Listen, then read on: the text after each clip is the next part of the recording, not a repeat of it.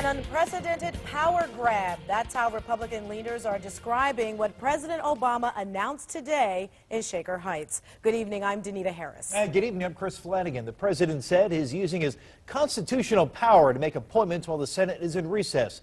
It is a bold move that Republicans say is illegal and are vowing to fight.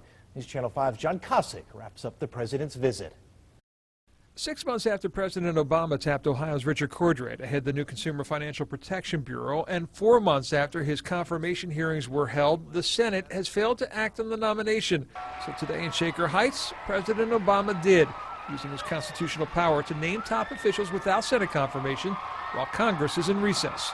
I've got an obligation to act on behalf of the American people, and I'm not going to stand by while a minority in the Senate puts party ideology ahead of the people that we were elected to serve.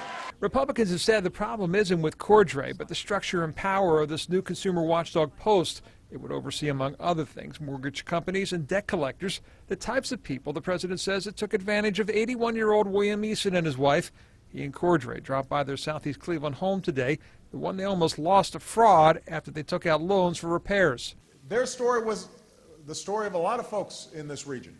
All that risky behavior helped to contribute to the economic crisis that we're all still digging ourselves out of. But those doing the digging these days are homeowners who weren't direct victims of fraud, but because of the housing collapse, find themselves underwater on their mortgages. That's something that Congressman Dennis Kosich says still is not being addressed. Unless and until we have a serious loan modification program that enables people to stay in their homes, we're going to continue to see the level of foreclosures that have been damaging to our community. In Shaker Heights, John Kosich, News Channel 5.